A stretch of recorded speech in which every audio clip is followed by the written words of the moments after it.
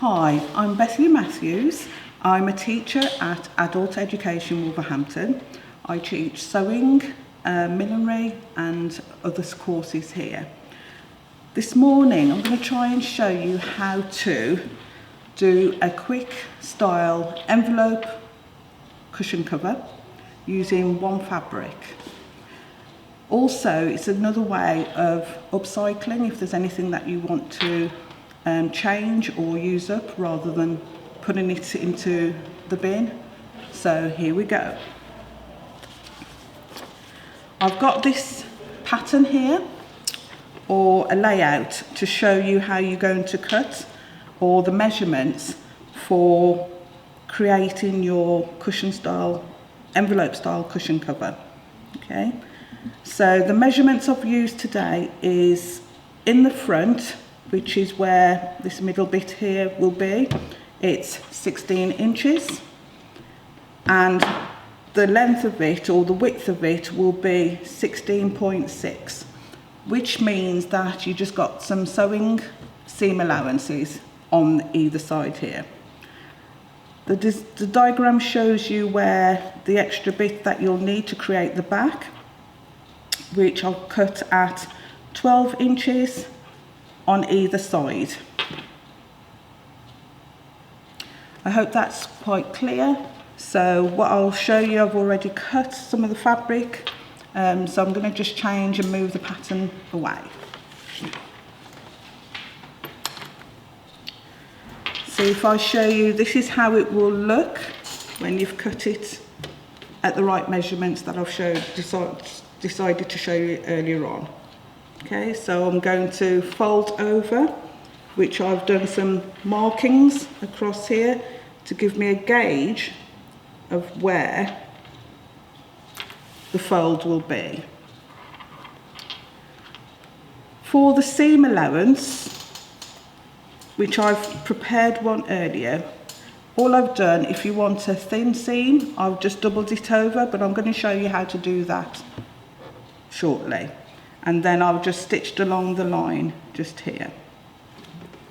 It has to overlap so that the right sides of the fabrics come together and it's in the middle. So again, I've created a marking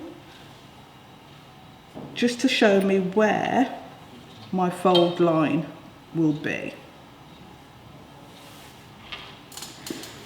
And I'm just going to show you how to do the double hem. So I've just folded, you can do it as wide as you want, but I'm just going to do a thin one. So you can fold it first, then again the same width apart, and I've done it about ½ inch. I'm then going to put some pins in just to hold it in place.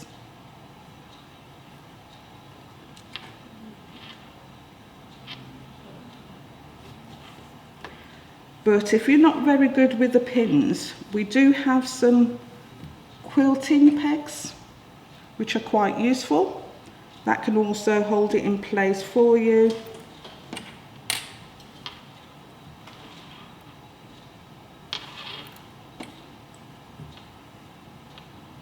So as long as it looks level, I do tend to press this to keep it in place, but also if you're good at sewing without pressing, that's okay too. Okay, just going to move that behind. So here's one where I've already seamed one seam there. I'm just going to do the overlap,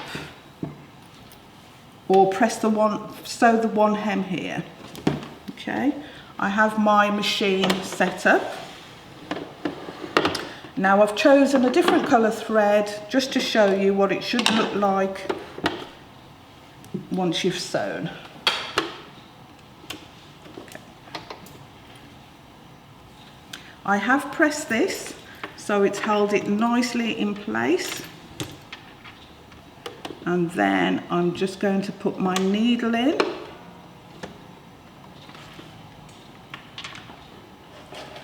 I'm going to do my reverse stitch first, which is your lock stitch.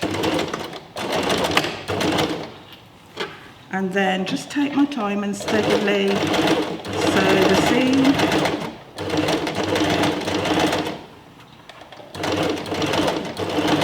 It is a good project to use if you want to practice your skills.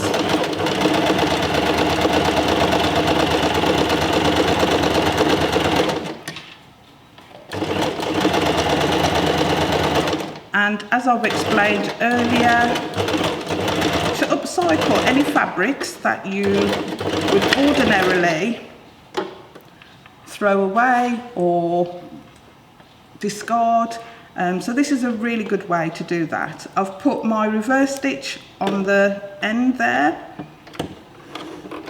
to make sure it stays in place. But also, if you do become a designer, you can use any of the pink or the blue as a stitch line as a nice contrast.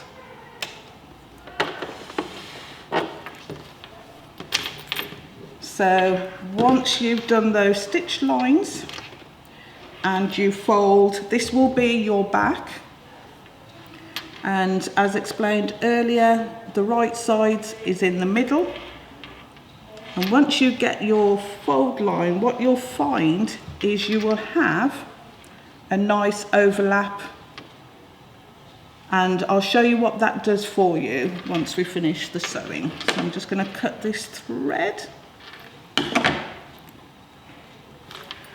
So now it's time to sew the seam line sides down the sides on either side. And again, I use about 1/2 inch.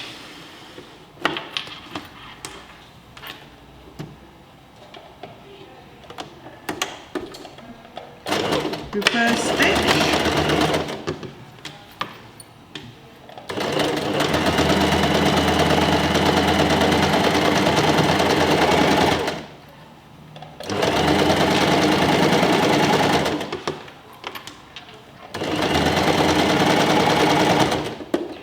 When it comes to the overlap, I've done a couple more reverse stitch or lock stitch to keep it in place.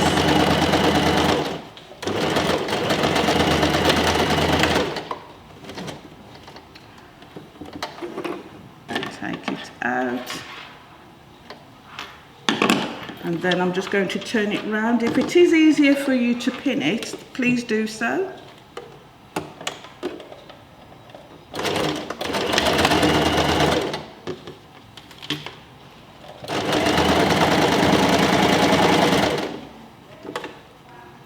And because I have pressed it earlier on, so it is staying in place quite nicely.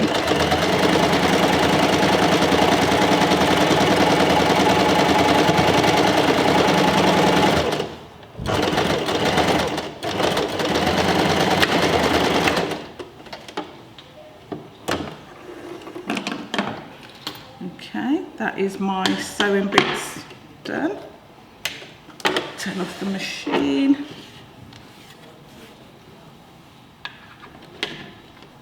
And as I've said, I've used a contrast thread so you can see clearly, but also what I like to do is finish off with a pink and shears, which gives you the zigzag in the center, and it just neatens it off at the edge, which stops it from fraying. So I'm just going to do that.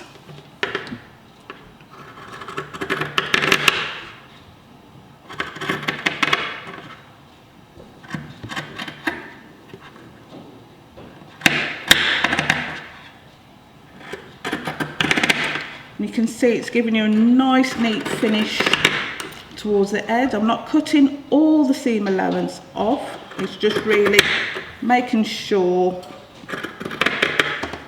that I've got a nice finish at the edge.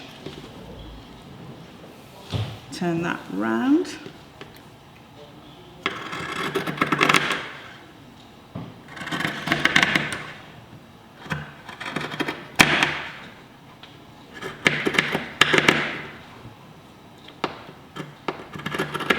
Now for the seam allowance, if you find 1/2 inch is too small, you can put 3/4 of an inch or even go to an inch.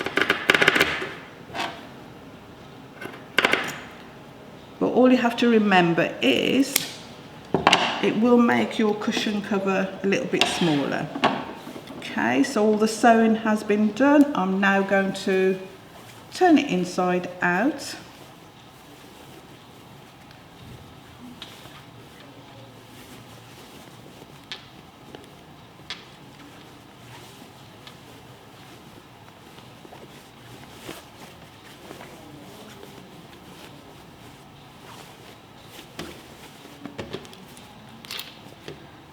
And what you'll find, you will have, making sure I've poked the ends out or the corners.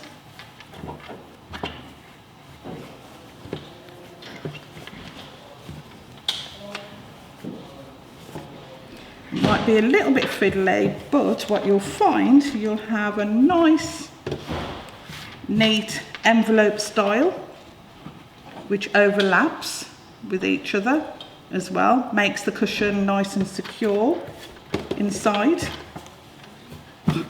I chose a nice butterfly curtain pattern.